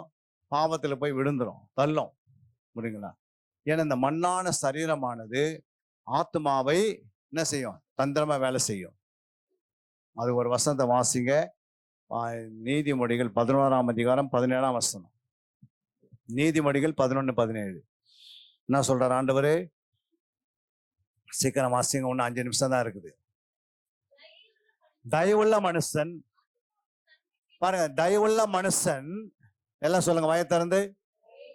தயவுள்ள மனுஷன் தன் ஆத்மாவுக்கு நன்மை செய்து கொள்ளுகிறான். நீங்களாம் யாரு? தயவுள்ள மனுஷனா இருந்தா உங்க ஆத்மாங்க என்ன பண்ணும்? நன்மை செய்துக்கணும். காலையில எழுந்து டீ கேக்குறீங்கன்னு வச்சுங்க, அப்ப என்ன அர்த்தம்? ஃபர்ஸ்ட் சரீரத்துக்கு நன்மை செய்றீங்க. புரியுங்களா? காலையில் எழுந்து ஆத்மாவுக்கு நன்மை செய்தீங்கன்னா யார் செய்த நன்மை? உங்க ஆத்மாவுக்கு யாருமா நன்மை செய்வாங்க? தயவுள்ள மனுஷன் பக்கத்து வீட்டுக்கு போய் பக்கத்து வீட்டு ஆத்மாவுக்கு நன்மை செய்வேன்னு சொல்லிக்குதா? என்ன போட்டுக்குது? தயவுள்ள மனுஷன் தன் ஆத்மா. உங்க ஆத்மாவுக்கு நீங்க தான் ஜெபம் பண்ணணும். காலையில இருந்து வசனத்தை அதுக்கு போட்டுடணும். புரியுங்களா? இன்னைக்கு காலையில எழுந்து இருக்கிற ஊரெல்லாம் வீட்டு வேலைலாம் செய்துக்கணும் இஷ்டத்துக்கு. அதிகாலை புரியுங்களா எழுந்து நீங்க உங்க ஆத்மாவை என்ன பண்ணிக்கணும்? ஒரு அதிகாரத்தை வாசித்து கொஞ்ச நேரம் ஜெபம் பண்ணி கொஞ்ச நேரம் துதித்தீங்கன்னா அந்த ஆத்மா எப்படி இருக்கும்? நீங்க நன்மை செய்யறன்னு அர்த்தம். புரியுங்களா? இல்லைன்னா ஆத்மா என்ன பண்றீங்க? அர்த்தம் என்ன சொல்லுது பாருங்க. கடுரனும் அதை அலைக்கழிக்கிறான். புரியுங்களா? அதே நீங்கள் 24ஆம் அதிகாரம் 14ஆம் வசனம் சொல்லுது லூக்கால, நீதிமொழிகள்ல. நீதிமொழி 24:14 வாசிங்க. ஞானத்தை அறிந்து கொள்வது, பாருங்க, ஆத்மா இன்பமா இருக்கும் ஞானத்தை அறிந்து கொள்வது. அப்புறம் அந்த ஞானத்தை நீ பெற்றுக்கொண்டால் அது முடிவிலே உதவும். எப்போ? மரணம் சந்திக்கும் போது முடிவில் என்ன பண்ணும்? உதவும். உன் நம்பிக்கை வீண் போகாது. அல்லேலூயா. அப்போ ஞானத்தை பெற்றுக்கொள்கிறவன் தன் ஆத்மாவுக்கு என்ன கொடுக்கிறான்? ஞானம் தான் தேவனுடைய வார்த்தை, வசனம். தேவனுடைய ஞானம் தான் நமக்கு, வார்த்தை தான் ஞானமா உள்ள நமக்கு கிடைக்குது. புரியுங்களா? அப்ப நமக்கெல்லாம் உலக ஞானம் எப்படி வந்தது? ஏமா உலக ஞானம் எப்படி வந்தது? படிக்கும் போது. இப்ப படிக்காதவங்களுக்கு அந்த ஞானம் இருக்காது. இப்ப ஏபிசிடி நிறைய பேர் கேட்டா தெரியாது. புரியுங்களா? ஏன் பல பேருக்கு ஏபிசிடி தெரியுது? அவங்க படிச்சிருக்கிறாங்க. சிலவங்க கையெழுத்து போடுவாங்க, சிலவங்க கை நாட்டி வைப்பாங்க. அதுக்கு என்ன காரணம்? அப்போ உலக ஞானத்துக்காக படிக்கிறோம். அதே மாதிரி தேவ ஞானம் உனக்குள்ள வந்துச்சுன்னா உன் ஆத்மா இன்பமா இருக்கும். இன்பனா என்ன? மனமகிழ்ச்சி, சந்தோஷம், களி கூறுதல், இதெல்லாம் ஆத்மாவுக்கு ரொம்ப சந்தோஷமா இருக்கும் அவங்களுக்கு. புரியுங்களா? அதான் சொல்றாரு, ஞானத்தை பெற்றுக்கொள்கிறவன் தன் ஆத்மாவுக்கு நன்மை செய்து கொள்கிறான். புரியுங்களா? அது முடிவில உதவும். உன் நாட்கள் முடியும் போது அது உதவுமா? எது? அந்த ஞானம் அந்த ஆத்மா இன்பமா இருக்கும். அல்லேலூயா. அப்போ முடிவில மரணம் சந்திக்கும் போது உதவும். உன் நம்பிக்கை வீண் போகாது. புரியுங்களா? அப்போ அதே நீங்க 18ஆம் அதிகாரம் 9ஆம் வசனம் வாசித்தீங்கன்னா நீதிமொழிகள்ல என்ன சொல்ற பாருங்க. நீதிமொழிகள் 19:8 பாருங்க. ஞானத்தை பெற்றுக் கொள்கிறவன் பாருங்க ஆத்மாவை சிநேகிக்கிறான். இப்ப உங்க ஆத்மாவை நீங்க உங்க ஆத்மா யார் சிநேகிப்பாங்க? இப்ப அம்மா காலையில இருந்து மகளே ஏஞ்சி சாப்பிடுவா, பிரேக்ஃபாஸ்ட் சாப்பிடுனா, ஏன்னா அந்த பிள்ளை பெற்ற எடுத்ததுனால அவங்க அந்த பிள்ளையை நேசிக்கிறாங்க. இல்லைங்க எழுந்து அவங்க பக்கத்து வீட்டுல போய் எழுப்பி அவங்க பிள்ளைங்களை டீ சாப்பிட்டீங்களா, நீங்க பிரேக்ஃபாஸ்ட் சாப்பிட்டு கேட்பாங்களா? கேட்க மாட்டாங்க. அது மாதிரி உனக்குள்ள ஒரு பிள்ளை இருக்குது. என்ன பிள்ளை அது? ஆத்மான்றது ஒரு மகன். ஒரு ஒரு ஒரு ஒரு உன்னை போல ஒரு மனுஷன் உள்ள உட்காந்துக்கிறான். அந்த ஆத்மாவுக்கு நீங்க என்ன பண்றீங்க? அந்த ஆத்மாவுக்கு காலையில இருந்து நீ ஜெபிக்கல, காலையில இருந்து நீங்க அந்த ஆத்மாங்க வசனம் போடலன்னா அது வெறுமையா இருக்கும். புரியுங்களா? அதனால ஒரு மனுஷனுக்கு ஆத்மா வயிற்றுக்கு மேல வச்சாரு, வயிற்றுக்கு கீழே வச்சிருக்கிறாரா? ஐயா வயிற்றுக்கு மேல வச்சுக்கிறாரு, கீழே வச்சிருக்கிறாரு ஆத்மாவை? மேல வச்சுக்கிறார். ஏன் வச்சாரு? முதல்ல ஆத்மா வாழ வச்சுதான் சரீரத்தை சுகமா பெற்றுக்கணும். புரியுங்களா? உன் ஆத்மா வாழுகிறது போல நீ எல்லாவற்றையும் அப்படி எல்லாவற்றையும் வாழ்ந்தா இந்த சரீரம் எல்லாத்தையும் வாழணும்னா ஃபர்ஸ்ட் ஆத்மா தான் முக்கியம். புரியுங்களா? ஃபர்ஸ்ட் ஆத்மாவில நீ மனமகிழ்ச்சி போட்டுட்டுனா உன் சரீரம் அப்படியே சைனிங்கா இருக்கும். சோர்வெல்லாம் பார்க்க முடியாது, பலவீனம் பார்க்க முடியாது சரீரத்துல. ஆனா ஆத்மாவுக்கு நீ காலையில இருந்து காலன்ற ஒரு வசந்த வாசனை போயிட்டு இருந்தனா உன் ஆத்மா வேகமா சாகமாகும். சங்கீதம் 125 சங்கீதம் 119:25 சொல்ற பாருங்க. சங்கீதம் 119:25 என்னுடைய ஆத்மா மண்ணோடு ஒட்டி கொண்டிருக்கிறது. பாருங்க, ஆத்மா செத்து போய் கிடக்குது. உங்களுடைய வசனத்தை எப்படியாவது அனுப்பி என்ன பண்ணுங்க, என்ன உயிர்ப்பின்றாரு. அப்ப வசனம் நீங்க போடலாம் ஆத்மானா அது உயிர்ப்பிக்க மாட்டாது.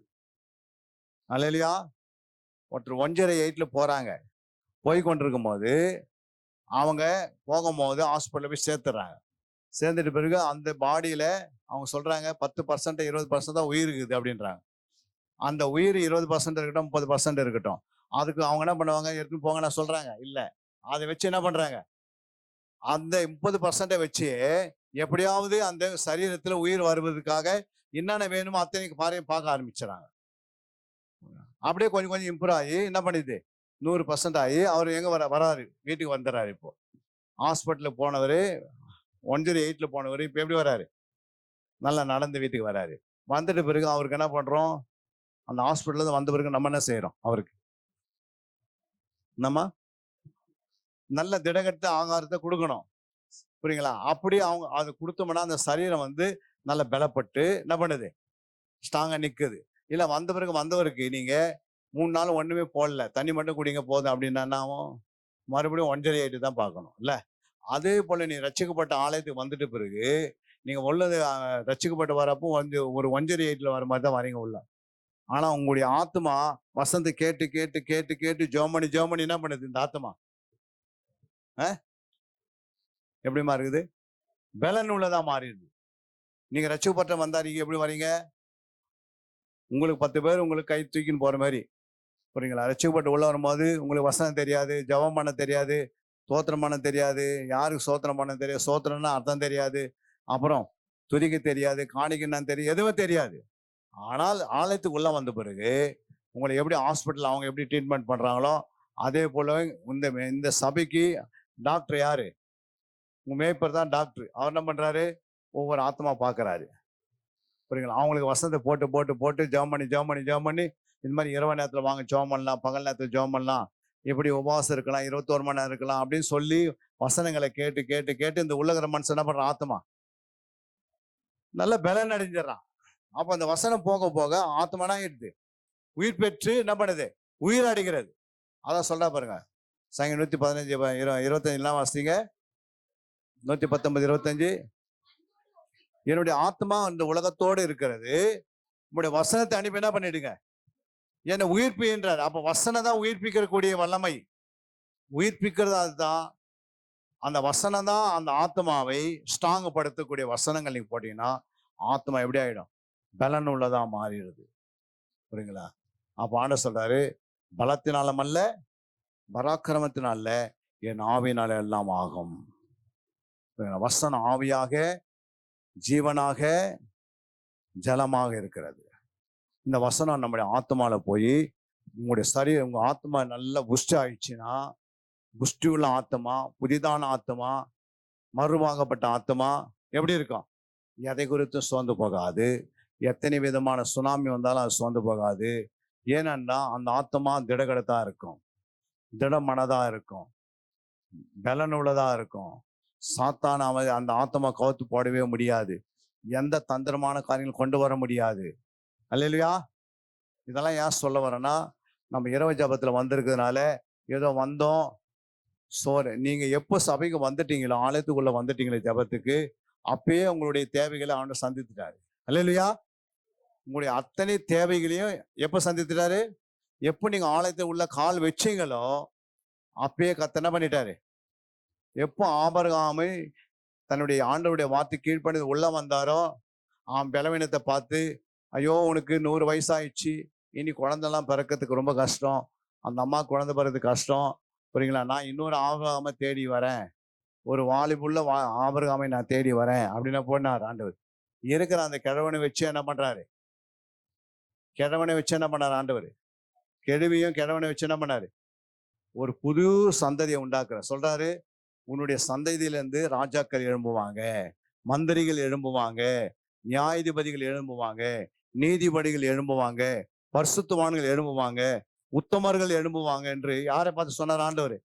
அதோட எப்படி? கடலுடைய மணலை போல, நட்சத்திரங்களை போல அப்படின்னு ஆண்டவர் என்ன சொல்ற வாக்கு கொடுக்கிறாரு. ஒரு செத்து போன கர்ப்பம் செத்து போய் கிடக்குது அந்த அம்மாவுக்கு. அந்த ஐயாவுக்கு என்ன கூடிய சரி எப்படி இருக்குது? குழந்தை பெற்றக்கூடிய எந்த பலனும் கிடையாது. 75வது வயசுல ஆண்டவர் அடைக்கிறாரு. 25 வருஷம் சபையில உட்காந்துக்கிறாரு. உத்தமனா இல்லை, அதனால அவனுக்கு இன்னும் குழந்தை கிடைக்கிறதுக்கு ரொம்ப நாள் ஆச்சு. உத்தமனா நீ நடு, அப்போது உனக்கு குழந்தை பாக்கி தரேன்றாரு.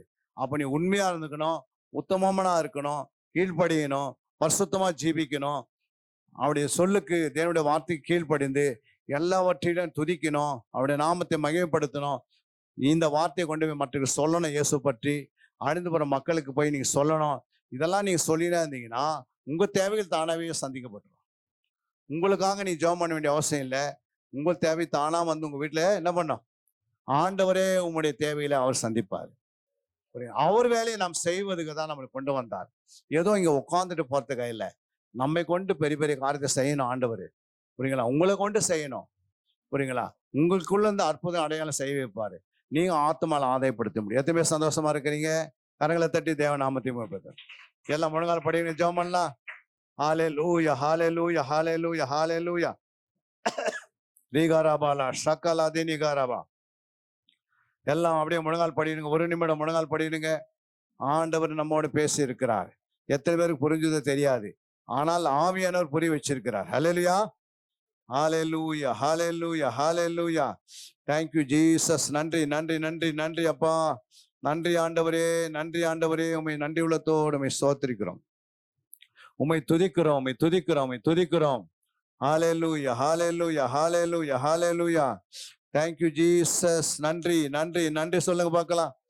நன்றி உள்ளத்தோடு ஆண்டவர் ஏறிடுங்க. கர்த்தர் செய்த எல்லா நன்மைகளுக்காக. ஹல்லேலூயா, ஹல்லேலூயா, ஹல்லேலூயா, ஹல்லேலூயா. கர்த்தர் நமக்கு நிறைய காரியங்களை குறித்து இன்னைக்கு விளக்கி கொடுத்தாரு. ஆவியன் நம்மோடு பேசி இருக்கிறார். நிறைய செபித்து இருக்கிறோம். ஆண்டோடைய பாதத்தை நின்று கொண்டு வந்திருக்கிறோம். ஆண்டவர் நம்மோடு பேசியிருக்கிறார். ஹல்லேலூயா. உம்மால் ஆகாத காரியம் ஒன்றுமில்லை, உம்மால் ஆகாத காரியம் ஒன்றுமில்லை, எல்லாமே உம்மாலாகும். அல்லேலூயா. எல்லாமே உம்மாலாகும், ஆகும், எல்லாமாகும். உம்மாலத்தான் எல்லாமாகும், ஆகும், எல்லாமாகும். உம்மாலத்தான் எல்லாமாகும், உம்மாலாகாத காரி ஒன்றுமில்லை, உம்மாலாகாத காரி ஒன்றுமில்லை. எல்லாமே உம்மாலாகும், அல்லேலூயா, எல்லாமே உம்மாலாகும். சொல்லி முடியாத அற்புதம் செய்பவர் நீரே ஐயா, நீரே. எண்ணி முடியாத அதிசயம் செய்பவர் நீரே ஐயா, நீரே. சொல்லி முடியாத அற்புதம் செய்பவர் நீரே ஐயா, நீரே. எண்ணி முடியாத அதிசயம் செய்பவர் நீரே ஐயா, நீரே. அப்பா உமக்கு சோத்திரம், அன்பே உமக்கு சோத்திரம், அப்பா உமக்கு சோத்திரம், அன்பே உமக்கு சோத்திரம். உம்மால் ஆகாத காரியம் ஒன்றுமில்லை, உம்மால் ஆகாத காரியம் ஒன்றுமில்லை. அல்லேலூயா, உம்மாலே எல்லாமாகும், ஆகும் எல்லாமாகும், உம்மாலே தான் எல்லாமாகும், ஆகும் எல்லாமாகும், உம்மாலே தான் எல்லாமாகும். எனக்கு குறித்ததை நிறைவேற்றி முடிப்பவர் நீரே ஐயா, நீரே. எனக்காக யாவையும் செய்து முடிப்பவர் நீரே ஐயா, நீரே. எனக்கு குறித்ததை நிறைவேற்றி முடிப்பவர் நீரே ஐயா, நீரே. எனக்காக யாவையும் செய்து முடிப்பவர் நீரே ஐயா, நீரே. அப்பா உமக்கு சோத்திரம், அன்பே உமக்கு சோத்திரம், அப்பா உமக்கு சோத்திரம், அன்பே உமக்கு சோத்திரம். ஆகாத காரியம் ஒன்றுமில்லை, உம்மால் ஆகாத காரியம் ஒன்றுமில்லை. எல்லாமே உம்மாலாகும், அல்லேலூயா, எல்லாமே உம்மாலாகும், ஆகும் எல்லாமாகும், உம்மால தான் எல்லாமாகும். பாடுவோம்.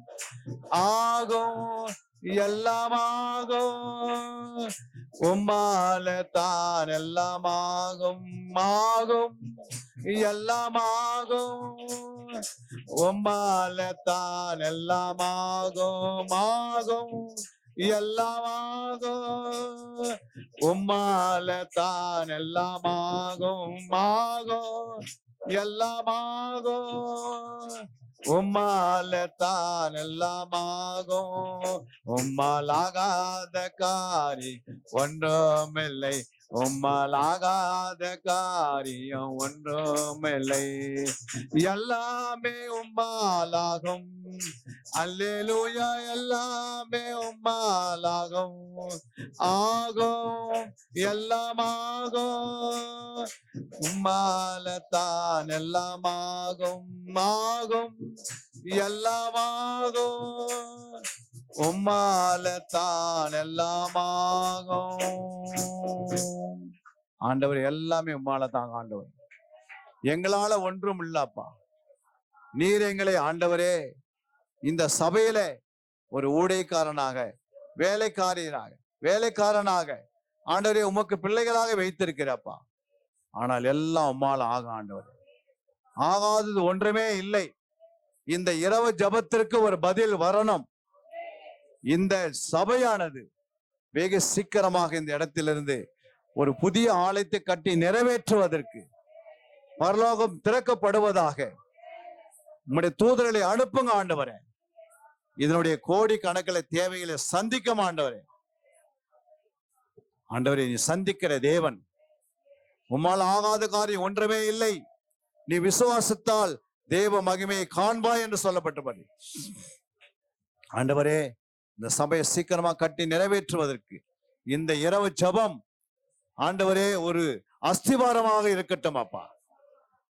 எங்கள் ஆத்மாவை கட்டிக்கொள்ள, எங்கள் ஆத்மாவை பலப்படுத்தி கொள்ள ஆண்டவரே, சோர்ந்து போற நேரத்துல அதுல இருந்து எப்படி தப்பித்துக் கொள்வதற்கு எங்களுக்கு நல்ல வழிவாசலை திறந்து கொடுத்தீரப்பா. ஒரு நாளும் நாங்கள் சோர்ந்து போகாதபடிக்கு நாங்கள் எப்போதும் உம்மை விழுத்துறது ஜெபிக்கிற பிள்ளைகளாக அதுக்கேற்ற ஒரு அபிஷேகத்தை இந்த சபைக்கு தாங்கப்பா. சோர்ந்து போகாது ஜெபிப்பதற்கு ஒரு அபிஷேகம் ஆண்டவரே, இந்த பட்டணத்தில் இருக்கிற மக்களை ஆதாயப்படுவதற்கு ஏற்ற ஒரு அபிஷேகம் ஆண்டவரே நீ கொடுக்கும்படியாக ஜெபிக்கிறேன். இந்த பட்டணத்துக்கு விரோதமாக கிரியை செய்கிற எல்லா அந்தகார ஆவிகளை நாங்கள் கட்டி ஆண்டவரே நரகத்துக்கு போயிட்டு கட்டளை எடுக்கிறோம். இந்த பட்டணத்துல எல்லா விதமான போராமையின் ஆவிகள், எரிச்சின் ஆவிகள், வன்கணின் ஆவிகள், வேசின் ஆவிகள், விபச்சாரத்தின் ஆவிகள், கொலையின் ஆவிகள் ஆண்டவரே, பெருமையின் ஆவிகள் ஆண்டவரே, மேட்டிமையின் ஆவிகளை இயேசு கிறிஸ்துவின் நாமத்தினால இந்த எல்லை விட்டு வெளியே என்று கட்டளை எடுக்கிறோம். வந்த ஒவ்வொரையும் பேர் பேராக நீர் ஆசீர்வதிங்க. சபை போதகர் சகோதரி பிள்ளைகள் ஆசீர்வதிங்க. அடியன் அடியாளையும் தம்பி ஆசீர்வதிங்க. உங்களுடைய ஆசீர்வாதம் தம்பி தாகரைக்க உதவி செய்வீராக. எல்லா துதி கன மகிமை நாங்கள் உமக்கு எடுக்கிறோம். இயேசுவின் நாமத்தில் நல்ல பிதாவே, ஆமென். அன்பிற்குரியவர்களே, சத்திய வேத ஆராய்ச்சி வித்தியாசாலை தரிசன ஊழியம் 1. வடமாநிலத்தில் 300 திருச்சபைகளை உருவாக்குதல். 2. மாதம் ஒருமுறை எழுப்புதல் உருவாக்கும் எழுப்புதல் கூட்டம். 3. ஊழியர்கள், சபை தலைவர்கள், சுவிசேஷர்களுக்கென கருத்தரங்கு, அதாவது சத்திய வேத ஆராய்ச்சி நேரம். 4. டிவி ஊழியம். 5. பத்திரிகை ஊழியம். 6. CD DVD ஊழியம். 7. பவர் கேம்ப் அக்னி அபிஷேக முகாம். 8. உபதேச ஆராய்ச்சி கருத்தரங்கு ஊழியம். 9.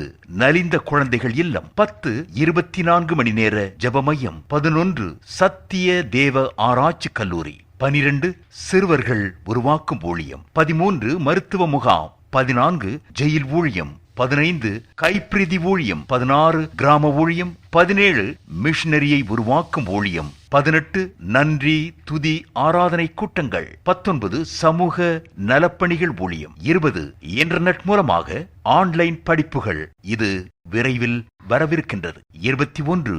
தேவனுடைய வருகைக்கு ஆயத்தப்படுத்துதல். இதனுடைய நோக்கங்கள்: 1 கோடி சீடர்கள் உருவாகுதல், 1 கோடி ஜாமக்காரர்கள் உருவாகுதல், 1 கோடி யுத்த வீரர்கள் உருவாகுதல், 1 கோடி ஊழியர்கள் உருவாகுதல். தரிசனத்தை அவன் கண்டபோது அவர்களுக்கு சுவிசேஷத்தை அறிவிக்கும்படி கர்த்தர் எங்களை அழைத்தார். புறப்பட்டு போக பிரயத்தனம் பண்ணி. அப்போஸ்தலர் நடபடிகள் 16:10.